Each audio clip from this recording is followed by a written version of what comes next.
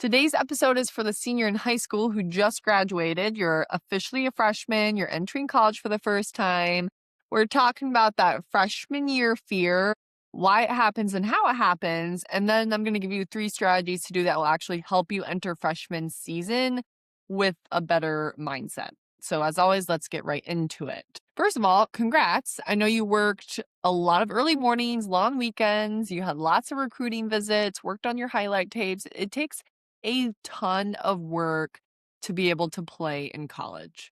And now you're finally here on a D1, D2, D3, NAIA roster. Maybe you went JUCO route. And instead of feeling like you're arrived, you're there, no pressure, maybe you feel a little tense, nervous, maybe even a little lost or scared how everything's going to pan out when you get to school. Maybe you're watching the upperclassmen move with a lot of confidence that feels just completely out of reach, or your coach is using terminology you've never heard before.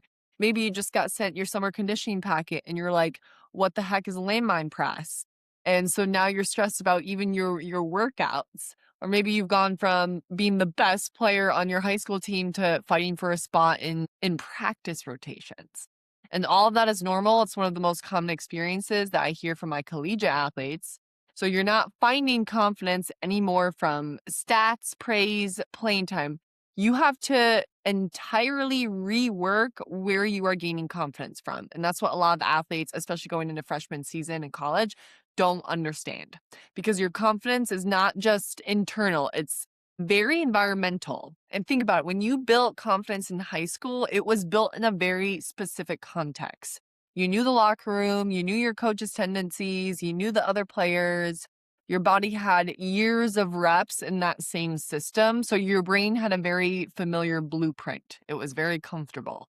And when you change environments, new coaches, new teammates, new system, new expectations, that entire blueprint gets very disruptive. So your confidence isn't gone, but you're not finding it from the same sources anymore. And it's going to take a while to get calibrated to that new environment. The trap that a lot of freshmen fall into is they interpret that temporary dip as a sign that maybe they made the wrong choice or they aren't actually good enough to be there. And that's not what it means at all. It means you're new and that's it. It's not a character flaw, and it might take a little bit of time to get comfortable with an entirely new environment. Another tendency, maybe I should call it more of a confidence killer. Another big confidence killer that I see freshmen do is compare themselves to all of the other freshmen, the sophomores, the juniors, the seniors. When you're a freshman, you're surrounded by athletes who have been there for 2, 3, 4 years. And it's really easy to look at a junior or senior and think, oh, I'll never be as good as them. But you are comparing your very beginning to their end or their middle, which is so unfair. That senior who looks effortless in practice was once a freshman too. And they had the same first week that you're having. It can be a lot. They sat in the same confusion and you're sitting in it right now. But the only difference is time. Comparison is only useful if you're comparing yourself to where you were last week, or maybe even if you're stealing, not necessarily comparing. So, oh, what are they doing that's working so well for them? And could I incorporate that into my process at all? When you start comparing yourself to someone else's timeline, you will almost always feel very behind because you are. And you're not necessarily behind them, but you're just at a very different point in your own life. So let's get into 3 strategies you can actually use to help with freshman year fear and navigating all of these confidence challenges. Strategy number 1 is to make sure you go into freshman season with a learning identity. So a performance identity says my job is to prove that I belong here. A learning identity says my job is to grow as fast as I can. They might sound similar, but they're very different. A performance identity puts you under constant evaluation pressure. You're feeling like coach is constantly judging you or teammates. You think every rep, every drill, every mistake becomes evidence for or against your belonging. And that is exhausting. And it definitely slows your development. It causes a lot of overthinking, causes you to start playing safe and tight and scared. A learning identity takes the pressure off of being perfect and replaces it with more curiosity. You're not trying to prove anything. You're trying to learn everything. You're asking a lot of questions. You're observing. You're attempting new things. That shift alone can change how you show up every single day. So number 1 is to adopt a learning identity. Your job is to be a sponge those first few weeks.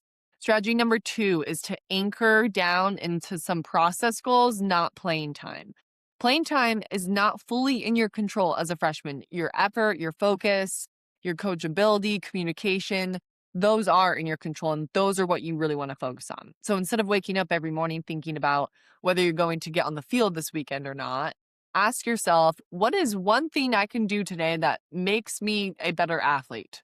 And then do that consistently. The playing time conversation changes when the coach sees an athlete who is very locked into the process, because that is the athlete that they can trust. So anchor down into your process goals, like be aggressive, going hard for one-on-ones, talk, create opportunities, all those things that actually help you play well. And strategy number 3 here is to build small wins daily. Confidence is built through a lot of evidence, small pieces of proof that you are capable, that you're prepared, that you can do it. When you're a freshman, you might not be getting a ton of reps or playing time, so you have to be very intentional about finding those moments and making sure your practices aren't ruined by you overthinking or being in your head. Maybe it's nailing just a drill in warm-ups. Maybe it's being the first person in the weight room, staying after for a few reps. Maybe it's making a smart decision in a scout team rep. Those moments and those reps really matter. Stack them, highlight them. Those are your foundation that confidence can build on. Those were 3 points, but a bonus point here. At some point in your freshman year, maybe even multiple points throughout your life, imposter syndrome might be there. That's the little voice that says, oh, I don't belong here. Everyone else figured it out and I'm the only one struggling. And even I had that entering into my sports psychology career for the first time. Like, who am I to help athletes?